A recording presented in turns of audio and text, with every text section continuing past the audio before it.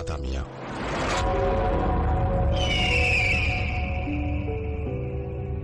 ছোটবেলা থেকেই তাকে আমি চিনি। এখন তার বয়স প্রায় 35-এর কাছাকাছি। তিনি নিম্ন মধ্যবিত্ত ঘরের সন্তান ছিলেন। ছোট থেকে বেশ শান্ত আর চুপচাপ স্বভাবের ছিলেন তিনি। কারোর সাথে তেমন কথাও বলতেন না। ছোটবেলা থেকেই তার ইসলামিক দিক, কোরআন এবং হাদিসের প্রতি ছিল অনেক আগ্রহ। একদিন বিকেলে তিনি তার বাবার সাথে পার্শ্ববর্তী নয়াবন্দর বাজারে যান। তখন তার বয়স ছিল 7 বছর। তিনি বাজারে বাবার সাথে হাঁটছেন। এমন সময় এক মিষ্টির দোকানের মিষ্টি দেখে তার খুব খেতে ইচ্ছা হয়। তিনি তার বাবাকে বলেন মিষ্টি কিনে দেওয়ার কথা। তার বাবা তাকে 1 পোয়া পরিমাণ মিষ্টি কিনে দেন। তাকে বাজারের ব্যাগ দিয়ে বলেন, তুই ব্যাগটা নিয়ে বাড়ি চলে যা, আমার যেতে রাত হবে। তিনি বাজারের ব্যাগের মাঝে মিষ্টির প্যাকেট নিয়ে ব্যাগটা কাঁধে নিয়ে বাজার থেকে বাড়ির দিকে রওনা দেন। তিনি যখন বাজার থেকে বের হন তখন প্রায় সন্ধ্যা। রাস্তায় দাঁড়িয়ে অপেক্ষা করতে থাকে, যদি কেউ বাজার থেকে বাড়ির দিকে আসে তো তার সাথে তিনি আসবেন। কিন্তু প্রায় 10 মিনিট থাকার পরেও তিনি কাউকেই পান না। পরে নিজেই সাহস করে বাড়ির দিকে হাঁটা দেন। তখন আরো অনেকটা জাঁকজমক হয়েই সন্ধ্যা নেমেছে।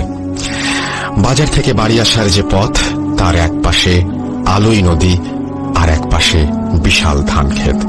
বাজার এবং বাড়ির মাঝে একটা কবরস্থান, যেটি মোল্লে ভিটা নামে পরিচিত।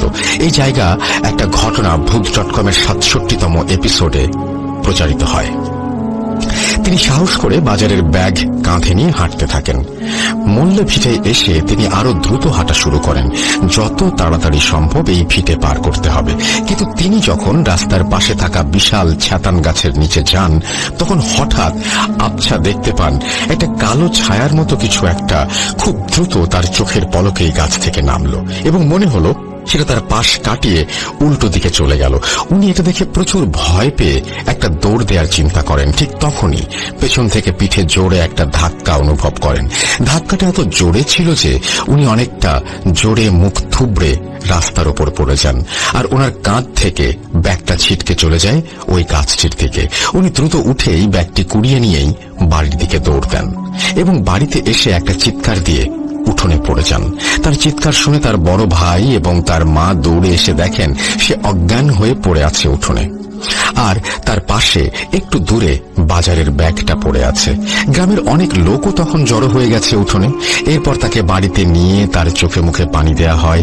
তার জ্ঞান ফিরে আসলে কেন এমন হলো জানতে চাইলে সে পুরো ঘটনা সবাইকে বলে। কিন্তু অবাক করা ব্যাপার হলো তার বাজারের ব্যাগের মাঝে মিষ্টির প্যাকেটটি ছিল না। রাস্তায় পড়ে যাওয়ার সময় মিষ্টির প্যাকেট পড়ে গেছে এটা হয়তো ভেবে তার বড় দুলাভাই লাইট নিয়ে সেই রাস্তা মোল্লে ভিটে ভালো করে খুঁজেও মিষ্টির প্যাকেটের চিহ্ন পাননি। এরপরে স্থানীয় এক হুজুর এসে তাকে পানি পড়া দেন এবং ঝাড়ফুঁক করে দেন। এর কিছুদিন পরে তাকে বাড়ি থেকে দূরে একটা মাদ্রাসায় ভর্তি করিয়ে দেয়া হয়। মাদ্রাসাটা আবাসিক। মাদ্রাসাটা এখনো চলমান, তাই আমি নামটা উল্লেখ করলাম না। মাদ্রাসার পাশে একটা বিশাল পুকুর, আর পুকুরের এক পাশে জঙ্গল, অপর পাশে বিশাল ধান ক্ষেত। এই মাদ্রাসার পাশে সে সময় তেমন কোনো বাড়ি ছিল না। পুরো নির্জন নারিকেল আর সুপারি গাছের বাগানের এক পাশে ছিল এই মাদ্রাসা। মাদ্রাসার নতুন কোনো ছেলে আসলে প্রথম দিকে খুব সমস্যায় পড়তে হতো তাকে। মাদ্রাসায় এক রুমে মেঝেতে প্রায় 20 জন করে ছাত্র ঘুমাতো সে সময়, আর প্রতি রুমে তাদের সাথে একজন করে হুজুর ঘুমাতো। সাদা মিয়া যখন ভর্তি হয় তখন শীতের সময়, চারিদিকে ঘন কুয়াশায় আচ্ছন্ন থাকে দিনের অনেকটা সময়, আর রাত হলে তো লাইটের আলোতেও সামনে 2 হাত জায়গা স্পষ্ট দেখা যায় না। তিনি ভর্তি হবার পরে 2 দিন কোনো সমস্যা ছাড়াই কাটে। তৃতীয় দিন রাতে একটা অদ্ভুত স্বপ্ন দেখেন তিনি। স্বপ্নের মাঝে তিনি দেখেন মাদ্রাসার পাশে পুকুর থেকে একটা কালো অবয়ব আস্তে আস্তে পানির উপরে ভেসে উঠছে, আর তিনি পুকুরের পাড়ে একা দাঁড়িয়ে। অবয়বটা তার সামনে এসে থেমে যায়, একটা হাত বাড়িয়ে তাকে নাম ধরে নিজের দিকে ডাকতে থাকে। এটা দেখে তার ঘুম ভেঙে যায়, কিন্তু তিনি খেয়াল করেন ঘুম থেকে ওঠার পরেও তিনি সেই অবয়বটার ডাক শুনতে পারছেন। মনে হয় পুরো পুকুরের পাড়ের দিক থেকে ভেসে আসছে সেই করুণ ডাক। তিনি প্রচন্ড ভয় পেয়ে পাশের একজনকে ডেকে তোলেন। সেই ছেলে ওঠার সাথে সাথেই ডাকাটাও যেন থেমে যায়, আর শোনা যায় না। এরপরে রাতে তার ঘুম আসছিল না, এপাশ ওপাশ করে সময় কাটছিল।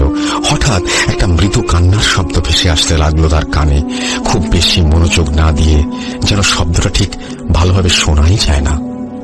কান্নাটা রাতের শব্দের সাথে যেন পাল্লা দিতে পারছে না ঠিক মতো। একবার ক্ষীণ ও সুরে ভেসে আসছে, তো আর একবার তা মিলিয়ে যাচ্ছে।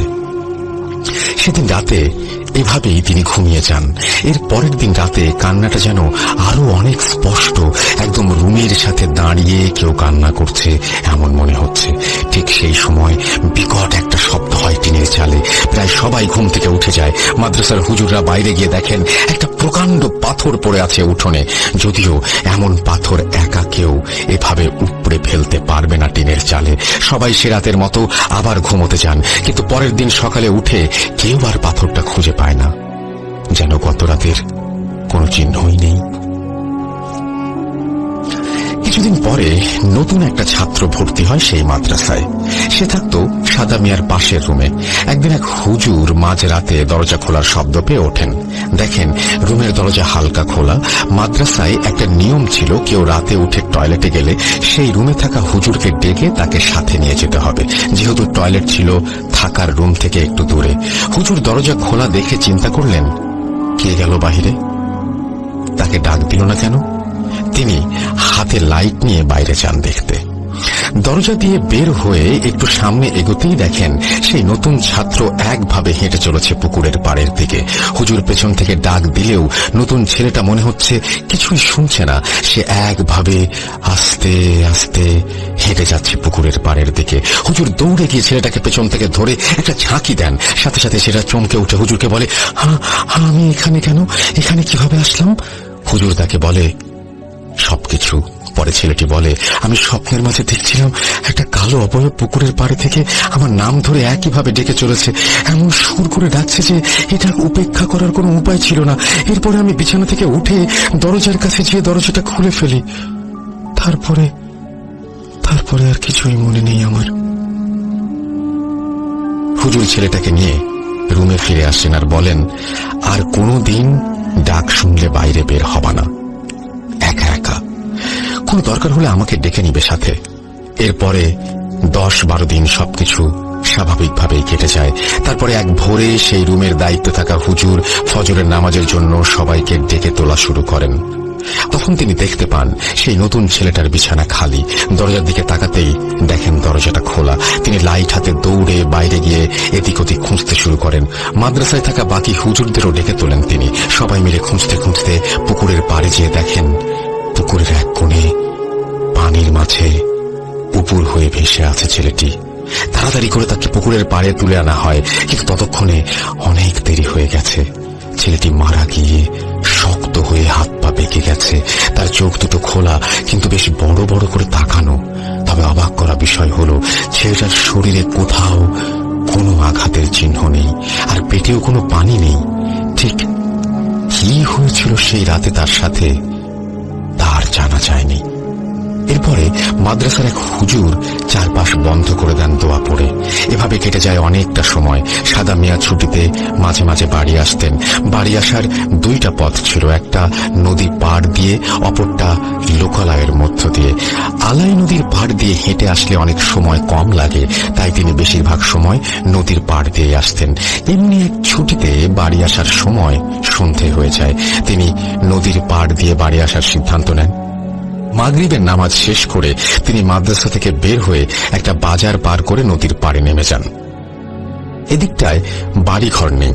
নদীর পাড়ে কাশবন দিয়ে ভরা। নদীর তখন অল্প পানি, তাই পাড়ের কাছে অনেক পলিমাটির কাদা। তিনি চিন্তা করেন এই কাশবনের মাঝে দিয়ে এখন যদি যায় তাহলে সাপ আর শেয়ালের একটা ভয় আছে, তাই তিনি নদীতে নেমে যান। পলিকাদার মাঝে দিয়ে হাঁটা ধরেন গোড়ালি পর্যন্ত, বা কখনো তার একটু বেশি কাদা। এর মাঝে দিয়ে হেঁটে চলেছেন তিনি। বাজার থেকে 5 মিনিট নদীপথে হাঁটার পরে একটা বাঁক আছে, যেখানে পানির গভীরতা তুলনামূলকভাবে বেশি। গ্রীষ্মের সময় যখন নদীর অন্য জায়গার পানি শুকিয়ে যায়, এই বাঁকে তখনও গভীর পানি। এই জায়গাটা কখনো শুকায় না। তিনি সেই জায়গায় আসার পর খেয়াল করেন তার পাশের কাশবনের ঝোপের মধ্যে একটা খসখস খসখস শব্দ হচ্ছে। কাশফুলের গাছগুলো একটা জায়গায় দুলছে, মনে হচ্ছে কেউ ভেতরে বসে আছে। তিনি ভাবেন এই সন্ধ্যায় এখানে একা আসা মোটেও ঠিক হয়নি। এবার তিনি নিশ্চিতভাবে শেয়ালের পাল্লায় পড়েছেন। তিনি তার পাশে থাকা নদীতে ভেসে আসা একটা পুরনো বাঁশের ভাঙা অংশ হাতে তুলে নেন। যে শেয়াল বের হলেই আঘাত করবেন, যা হবার হবে। তিনি প্রায় প্রস্তুতি নিয়ে এবার আঘাত করবেন। ঠিক সেই সময় অনেক বছর আগে স্বপ্নে দেখা কালো অবয়বটা বের হয়ে আসলো তার সামনে। এই প্রথম সেটির চেহারা দেখতে পান তিনি। দেখতে অনেকটা মানুষের মতো হলেও তার মুখ ছিল কুচকুচে কালো। পুরো মুখে ছিল ছোপ ছোপ গর্ত, আর চোখে কোনো মনি নেই, পুরোটাই সাদা। তার থেকে মাত্র 2 হাত দূরে হাওয়ায় ভেসে আছে অবয়বটা। একটা মাংস পচা গন্ধে যেন ভরে উঠেছে চারপাশ। তিনি লাঠি ফেলে প্রচন্ড ভয়ে বাজারের দিকে দৌড় দেন। বাজারের দিকে তিনি যখন দৌড়চ্ছেন তখন পেছন থেকে তার নাম ধরে একটা ক্ষীণ ডাক শুনতে পাচ্ছেন তিনি কিছু না ভেবে শরীরের সমস্ত শক্তি দিয়ে দৌড়ে চলেছেন। তিনি ভাবতে থাকেন আজ থেমে গেলে মৃত্যু অনিবার্য এখানে। বাজারে যেয়ে তিনি তার মাদ্রাসার এক হুজুরকে দেখতে পান। তিনি হাঁপাতে হাঁপাতে হুজুরকে জড়িয়ে ধরে কান্না শুরু করেন। হুজুর তাকে আবার বাজার থেকে মাদ্রাসায় নিয়ে যান এবং পুরো ঘটনা শোনেন। এরপরে পানি পড়া দেন তাকে এবং তার শরীর বন্ধ করে দেন। পরদিন সাদা মিয়ার বাড়িতে খবর দেয়া হয়। এদিকে তার রাত থেকেই প্রচন্ড জ্বর, ঠিকমতো কথা বলতে পারছেন না তিনি। বাড়ির লোক সব শুনে তাকে নিতে আসেন বাড়িতে। প্রায় 13 দিন পরে সুস্থ হন তিনি। এরপরে তিনি আবার মাদ্রাসায় যান। তারপরে খুব বেশি জটিল কোনো সমস্যা ছাড়াই তিনি মাদ্রাসায় পড়া শেষ করেন এবং পাশেই একটা মসজিদে ইমামতির দায়িত্ব পালন করতে শুরু করেন। মসজিদের মুসল্লিরা মিলে তাকে একটি জমিতে একটা টিনের ঘর তুলে দেন। তার ব্যক্তিত্ব এবং আচরণ দেখে মসজিদ কমিটির এক লোক তাকে দিয়ে নিজের মেয়ের বিয়ে দেন। এভাবে কেটে যায় প্রায় 2 বছর। তাদের একটা ছেলে সন্তানও জন্ম নেয়। তিনি তার স্ত্রী আর সন্তানকে নিয়ে মাঝে মাঝে বাড়িতে আসতেন। বেশ সুখে শান্তিতে কেটে যাচ্ছিল দিনগুলো, কিন্তু এই সুখ বেশি দিন স্থায়ী হল না তাদের। সাদা মিয়া যে মসজিদে ইমামতি করেন, সেই মসজিদে এক সন্ধ্যায় মাগরিবের নামাজের সময় এক মুসল্লি আর একজনের একটা মোবাইল নিয়ে বের হয়ে যায় মসজিদ থেকে। সেটা সাদা মিয়া দেখে ফেলেন। এরপরে মোবাইলের মালিক সেই লোকের কাছে মোবাইল দাবি করলে মোবাইল নেওয়া লোকটা তা অস্বীকার করে। এক পর্যায়ে একটা গ্রাম্য বিচার ডাকা হয় এবং সাদা মিয়া সেখানে সাক্ষী দেন এবং মোবাইল তার মালিকের কাছে ফিরিয়ে দেন সেই চোর। আর তাকে গ্রামের অনেক লোকের সামনে অপমান করা হয়। তখন থেকে মোবাইল নেওয়া সেই লোক তার পরিবার সাদা মিয়াকে তাড়ানোর জন্য কিছুদিন উঠে পড়ে লাগেন। এভাবে 3 মাসের মতো সময় কেটে যায়। ঘটনাটা প্রায় সবাই ভুলে যায়। সেই মোবাইল চোরও সাদা মিয়ার কাছে মাফ চান আর সবকিছু ভুলে যেতে বলেন। সাদা মিয়ার সাথে তার পরিবার একটা পর্যায়ে খুব মিল হয়ে যায়। এর কিছুদিন পরে এক শুক্রবারে সাদা মিয়া সহ কয়েকজন মুসল্লিকে দাওয়াত করে সেই মোবাইল চোর। তিনি তার বাড়িতে গিয়ে সবার সাথে বসে দোয়া করে দিয়ে দাওয়াত খেয়ে চলে আসেন। এরপর থেকে শুরু হয় একটা সমস্যা। সেদিন রাতে তিনি স্বপ্নে দেখেন এক কালো লম্বা মানুষ দাঁড়িয়ে আছে তার বাড়ির উঠোনে। সেই মানুষটার হাতে একটা কবুতর, আর তিনি সেটা সাদা মিয়ার সামনে এক টানে দেহটা মাথা থেকে আলাদা করে ফেললেন। ছিঁড়ে ফেলার অংশটা দিয়ে রক্ত বের হয়ে আসছে। সেই অবস্থাতেই লোকটা কবুতরটা মুখে নিয়ে চিবাতে থাকে। এটা দেখেই সাদা মিয়ার ঘুম ভেঙে গেল। তিনি উঠে দেখেন তখনও মাঝরাত। ভাবলেন অনেক সময় রাতে এমন স্বপ্ন দেখাই হয়। তিনি চোখে মুখে পানি দেওয়ার জন্য টিউবওয়েলের দিকে যাবেন। এজন্য রুমের দরজা খুলে বের হয়েই এক মুহূর্তের জন্য থমকে গেলেন তিনি। স্বপ্নে দেখা সেই কালো লম্বা লোকটি দাঁড়িয়ে আছে তার উঠোনে, ঠিক স্বপ্নে যেমনটা দেখেছিলেন তিনি। তার সামনেই কয়েক সেকেন্ডের মাঝেই যেন অদৃশ্য হয়ে গেল কালো লোকটা। ভয়ে আর বাইরে বের হওয়ার সাহস হল না তার। তিনি আবার দরজা বন্ধ করে শুয়ে পড়লেন। এর পরের দিন বিকেল থেকে প্রচুর জ্বর চলে আসে তার। রাতে জ্বরের সাথে শুরু হয় বমি। তাকে তাড়াতাড়ি করে ডাক্তারের কাছে নেওয়া হয়। প্রায় 4 দিন পরে কিছুটা সুস্থ হন তিনি, কিন্তু মানসিকভাবে অসুস্থ হতে থাকেন দিন দিন। একা বসে থাকেন সারাদিন, নামাজ পড়া ছেড়ে দেন, মসজিদে ইমামতি করাও বন্ধ করে দেন তিনি। রুমের দরজা জানলা বন্ধ করে বসে বসে কান্না করেন, খাওয়া দাওয়া বাদ দেন আস্তে আস্তে। দিন দিন পাগলের মতো আচার আচরণ শুরু করে দেন তিনি। তাকে অনেক ডাক্তার দেখানো হয়, কিন্তু কোনোভাবেই কোনো সুস্থ হওয়ার লক্ষণ নেই। এরপর তাকে স্থানীয় এক বড় হুজুরের কাছে নিয়ে যাওয়া হয়। তিনি বলেন তাকে খুব খারাপ কোনো জিন ক্ষতি করার জন্য চেষ্টা করে যাচ্ছে, কিন্তু সেই হুজুর সঠিকভাবে কিছু বলতে পারেননি। তিনি আরো বড় কোনো হুজুরকে দেখাতে বলেন, সাদা মিয়াকে। এরপরে তাকে অনেক হুজুর দেখানো হয়, কিন্তু কোনোভাবেই কোনো কিছুর সমাধান হচ্ছিল না। দিন দিন আরো বেশি পাগলের মতো আচরণ শুরু করেন তিনি। এক পর্যায়ে তাকে পরিবারের মানুষজন বাড়িতে নিয়ে আসেন। একটা রুমের মাঝে বন্দি করে রাখা হয় তাকে। কিছুদিন পরে তার স্ত্রী তাকে ডিভোর্স দিয়ে অন্য জায়গায় বিয়ে করে নেয়। এভাবে কিছু মাস কেটে যায়। তাকে শুধু দিনে 3 বার খাবার দেয়া হতো রুমের দরজা খুলে। রুমের বাইরে থেকে প্রায় সময় তার সুর করে কান্নার আওয়াজ শোনা যেত। হঠাৎ এক রাতে খাবার দেওয়ার জন্য রুমের দরজা খুলে দেখা যায় তিনি রুমে নেই। দরজা বাইরে থেকে তালা বন্ধ, বাহিরে বের হবার আর কোনো উপায় নেই। যেন রুম থেকে একদম অদৃশ্য হয়ে গেছেন তিনি। বাড়ির আশেপাশে সবাই লাইট নিয়ে খুঁজতে বের হন, কিন্তু কোথাও কোনো চিহ্ন নেই তার।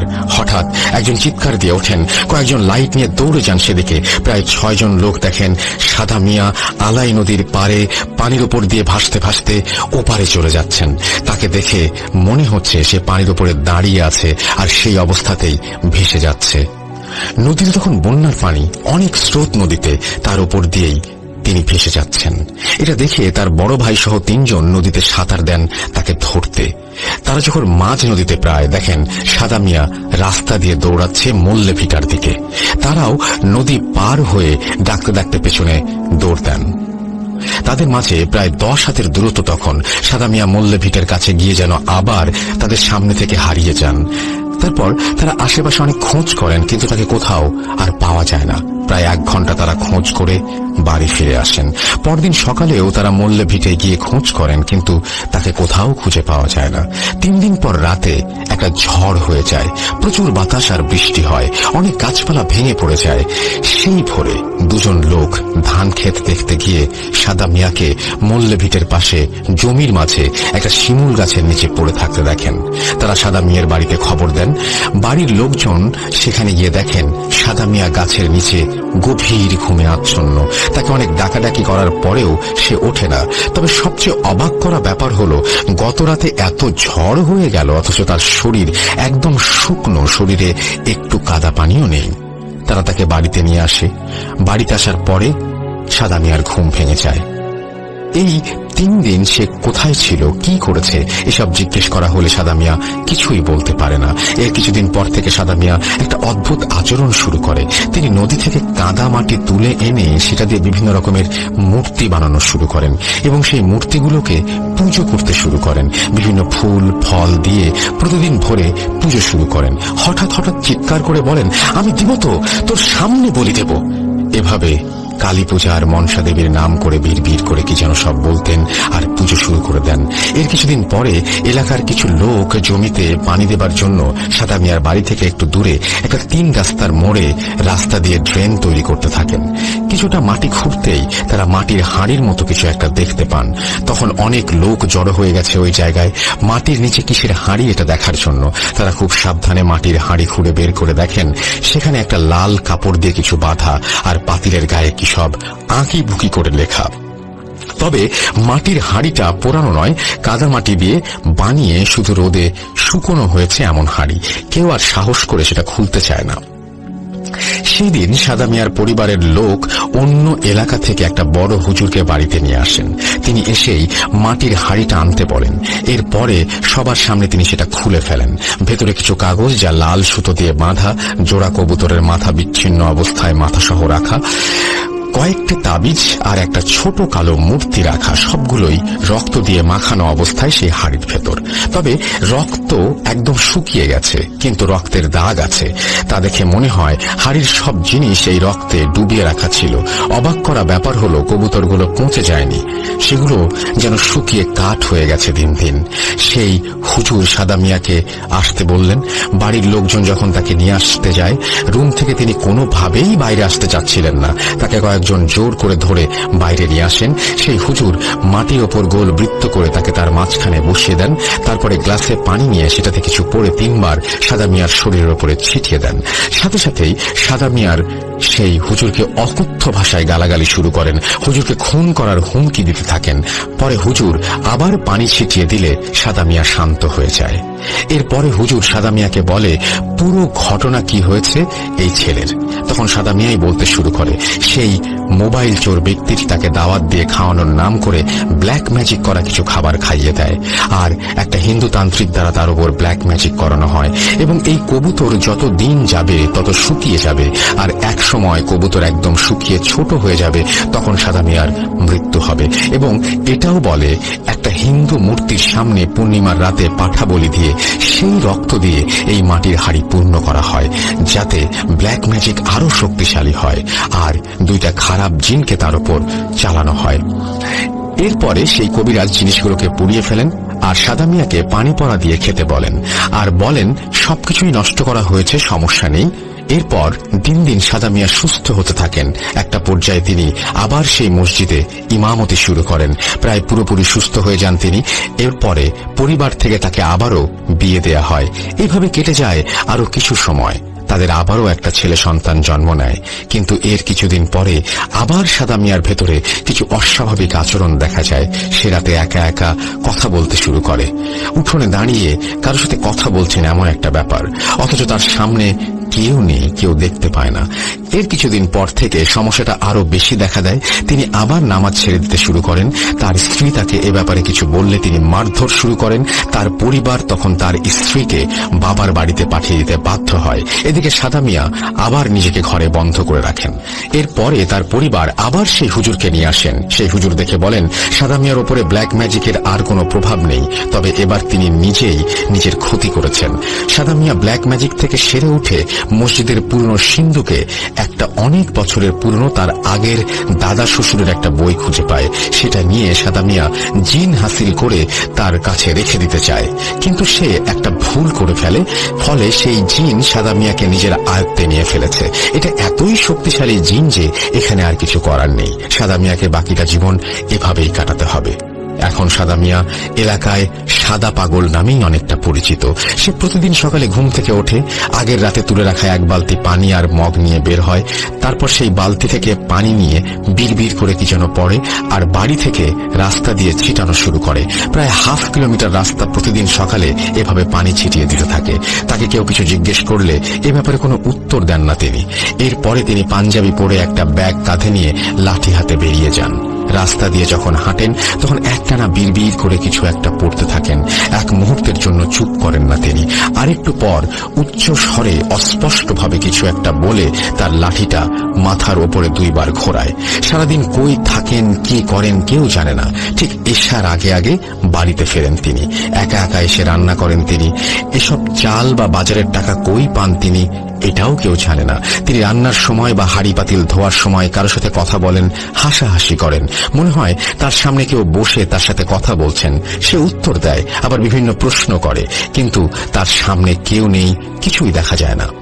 সাদা মিয়া এখন আর কারোর সাথেই কথা বলে না। সে নিজের মতো একা একা কথা বলেই সময় কাটিয়ে দেয় পুরো দিন।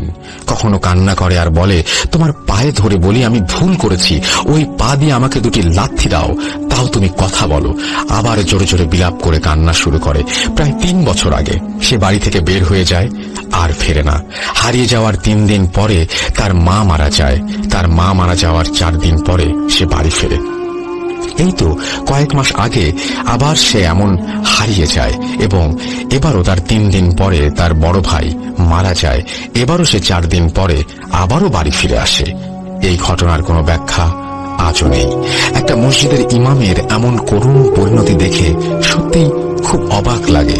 একটা হাফেজ মানুষের জীবন কিভাবে বদলে যেতে পারে তা ভাবতেই খারাপ লাগে।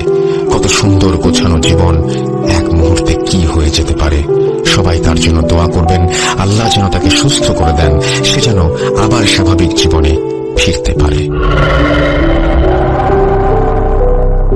চমৎকার একটি ঘটনা লিখেছেন তানভীর।